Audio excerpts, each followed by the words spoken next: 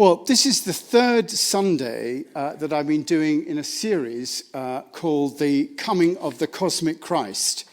It's a book that was written by Matthew Fox. This isn't from the book, but that title did come from that. If you miss any of the previous ones, you can catch them up on the red little card at the back of the table. It just shows you how to get the podcasts and how to download them. In the first week, we looked at the fact that Christ was not simply Jesus' last name, but Christ actually meant the anointed one, and that he represented, I'm giving you a bit of a rundown here, what we've done before, he represented a manifestation of that cosmic Christ. And the idea of the Christ is the ordering principle that's been with us since time began. You know, those people who wrote the Bible were not aware of the science of the Big Bang and everything that went with it. So they told their own story of the creation of the world. And that became the traditional story of the Christian religion, just as every other religion has its own creation story. Ours tells of the Spirit hovering over the water, the creation of man and woman, the appearance of wisdom, or the feminine Sophia, to guide us, the appearance of divinity to Moses, to Elijah, and finally, the birth of Jesus. And in telling the story of the cosmic Christ, we look at that story and we see what it's got to teach us in modern day life. That's the purpose of this course. What does it have to teach us about living our modern day lives? And in this story, as I said, the Christ is the organizing principle within everything, manifest in Jesus and in our life today.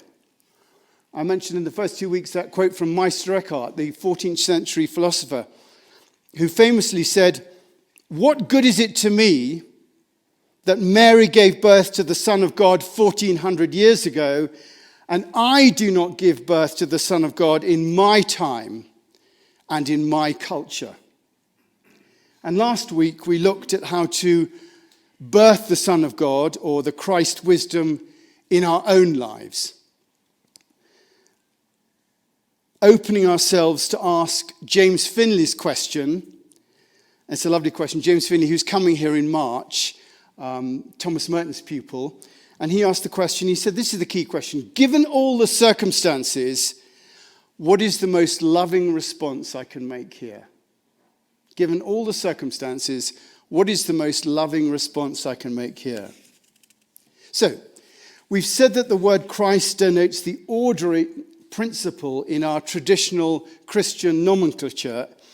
And it's interesting that when we talk about the cosmic Christ, it's almost tautological, because the word cosmic comes from the word cosmos, the Greek word cosmos, which means to order. So the cosmic Christ is the ordering principle of order. And in talking of the cosmic Christ, we're looking at that ordering nature of the universe through the prism of the Christian tradition. That's what we're doing. So I think that if we're going to use a modern analogy for this, it might be that this Christ, this ordering principle, is the spiritual DNA at the center of all things. The spiritual DNA at the center of all things. DNA, or desoxyribonucleic acid, is the basic, you like that? Desoxyribonucleic acid is the basic hereditary material present in all the cells of an organism, and it basically provides the blueprint for the cell's functions, growth, reproduction, and death. The structure of the DNA is the double-stranding helix structure, made famous what we call the double helix. That's the structure of it. And just as the DNA provides, I think, the blueprint for all cells, so the Christ, this ordering principle, I think, can be seen as the spiritual DNA that provides the blueprint for all creation, including evolution and the evolution of consciousness. There's something driving evolution and the evolution of consciousness. The creative force at the center of all creation, the creative force that brought life into being. It's called many things in many religions. It's called the Tao in Taoism, Prana in Buddhism and Hinduism, Yahweh in Judaism, Allah in Islam. In Christianity, we refer to that essence as the Christ nature. And I think DNA is a perfect analogy for it. And that double helix structure also helps in looking at how it works. The DNA strands, and you've all seen pictures, I'm sure, the DNA, look like a phone cable or a rope. And the two strands in the DNA have to cooperate with each other. You see the little things going across. They have to cooperate with each other in order to function. Now, a Native American chief, Chief Seattle, made a famous speech in who's heard of Chief Seattle? Good. Made a famous speech in 1854, and he said, "All things are connected like the blood that unites us all. We did not weave the web of life. We are merely a strand in it.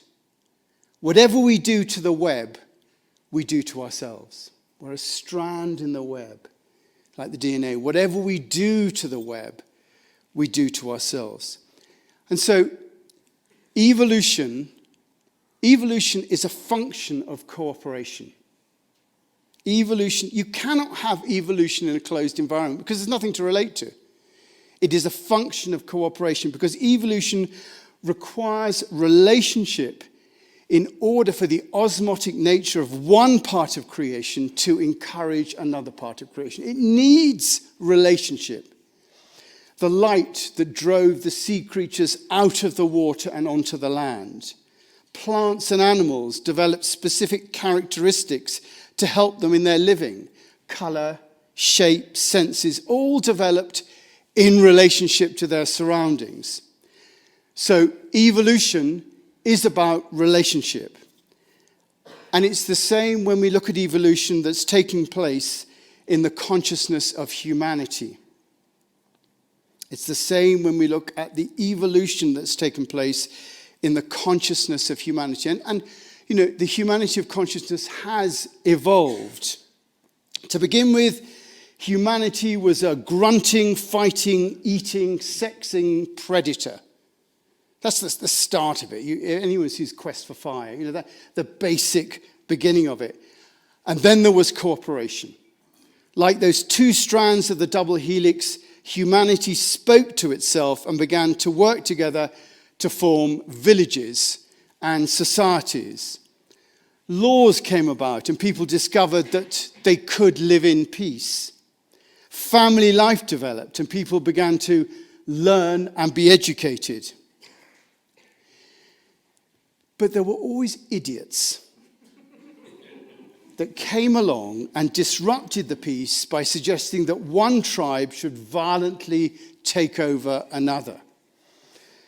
But these wars came and went. In the meantime, education grew up and arts and culture and religion developed. In that we've talked about the first axial age, that change in spirituality from the primal spirituality to a self-reflecting spirituality. New teachers came along like Buddha, Lao Tzu, Muhammad, Jesus. They brought the whole shift in teaching that enabled us to say that we were self-reflecting. We could touch something. This is the change that happened. Rather than all the divine being out there, we could touch something of the divine in ourselves and bring that into our world by way of cooperating with each other. And I think so civilization further developed and arts and culture. And you can see, as you go through the centuries, the amazing flourishing of art and everything like that. But there were always more idiots that would come along and through their own brute force disrupt the progress. In the last in the last century, 2 world wars created such disruption. But cooperation won out in the end. That great quote from Gandhi, "Remember that all through history there have been tyrants and murderers, and for a time they seem invincible, but in the end they always fall.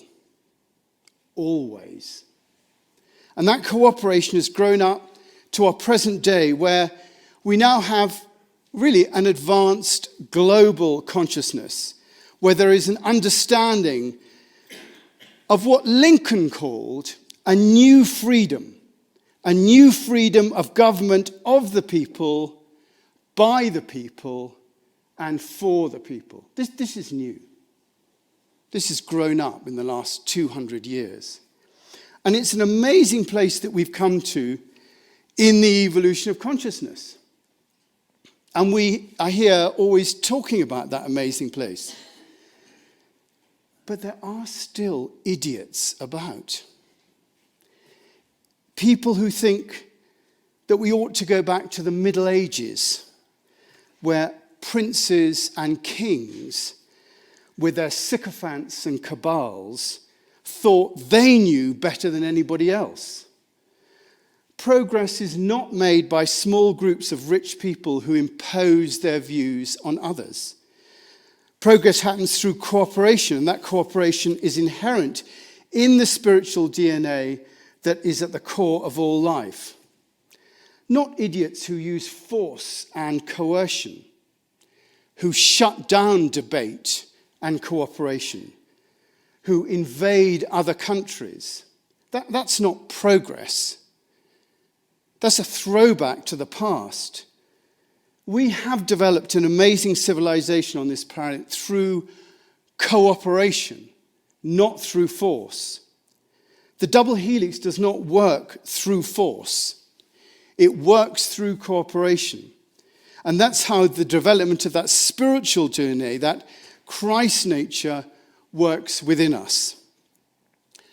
That famous definition of spirituality from Rowan Williams, the old Archbishop of Canterbury, he said, spirituality is the cultivation of a sensitive and rewarding relationship with eternal truth and love. The cultivation of a sensitive and rewarding relationship with eternal truth and love.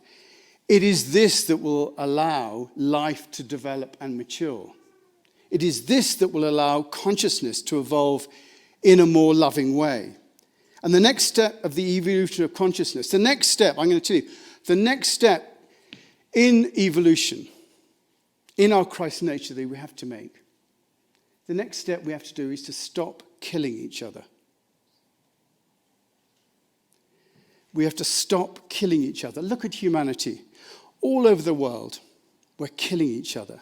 Through wars, through poverty, through climate change, through the unwillingness to deal with it. Love your enemies, Jesus says. And this is what he meant. We have to stop killing each other. We have to stop oppressing each other. We have to stop putting our selfish interests first. We have to stop this madness. We have to stop and be, as T.S. Eliot coined it, the still small point in the turning world. Because we're killing each other, and that means there's a part of the DNA that is squeezing everything else out of shape. We, humanity, are part of the biosphere, the living part of our planet. Most of that biosphere, if you look out, works perfectly. But right through the middle of that double helix is the DNA of life. Humanity, right in the middle, is at war with itself. And we have to stop it. We have to stop killing each other. Everyone has problems. People, communities, races, countries. And you know, there is only one thing to say to these problems. There is one response that we can all make that will solve these problems. It's not solved by force or peace through strength. It'll be solved by one simple question posed in the face of each problem. And that question is, how can we help? How can we help? That should be the motto of every person, community, culture, and nation. How can we help? That's how we get the double helix of life to move on. How can we help? Even to our enemies. You have a problem? How can we help? That's one part of the double helix speaking to another part of the double helix. How can we help? And that is the motto of the cosmic crisis as it comes into the world. That is how it orders life. How can we help? That should be our new motto here at the chapel. How can we help? That is how evolution progresses. Evolution has got so far by cooperating with each other, and we have to confront those idiots who continue to kill and say, no, this is now who we are. This civilization is now who we are. This is how humanity should treat itself. This is how humanity is right now. You are a throwback to the Middle Ages. Stop it. How can we help? You know, I watch a lot of television and films, and so many films portray a dystopian future. I mean, you know, everything from Blade Runner, you know, all the way through, it's all a dystopian future, you know. Some ghastliness is happening and how we all stamp down on it and how we deal with all the violence and stuff like that. But one doesn't. And that one thing that doesn't portray a dystopian future is Star Trek. Now, always a source of cheap enlightenment, Star Trek portrays a future where the Earth is united, not just with herself, but with all parts of the Federation. It's united with other planets, including the planet Vulcan. By implication, the Earth has united as one, and rather than warring nations, we've come together to look outward as a sort of, you know, world NATO type thing. It's probably politically wrong, but the Federation is depicted as a democratic republic led by a president, based in Paris, by the way. And the presidential powers include issuing pardons and declaring states of emergency, and he's supported by a cabinet, a Supreme Court, and a legislature, and all that sort of business. I find this strangely comforting, as it shows that this kind of system has been imagined, at least by a popular culture. It is the logical manifestation of the realization that we all come from the same source, the same consciousness, the same ground of being, the same essence, that we are interdependent with each other. And it is in our individual, national, and global interests to look after each other and to look after the planet, that we can work together like that double helix. It seems obvious to me, and yet I realize that those problems, that the establishment of such an idea is way, way away. But we haven't got a huge amount of time to actually make it happen. At present rates of change, you know, it's far too far in the future. But what we do here at this time has to speed that up. And I think that this is the way the spiritual DNA is taking us if we could but let it. And our role in all of this is to be part of the spiritual DNA that lessens the tension and creates cooperation, to ask, how can I help? To call out this behavior that doesn't represent the essence of all life. That DNA requires us to cooperate as the cells cooperate within the DNA of our body. Imagine what would happen if we did cooperate in this way. How we would begin to solve the world's problems together. We don't know the amazing effects that such cooperation would have on the evolution of mankind and the evolution of consciousness. How we might progress spiritually and in humanity. Jesus came essentially to show us the potential that humanity has if it would see the love that's the center of all things. And we are only really now just beginning to realize that potential.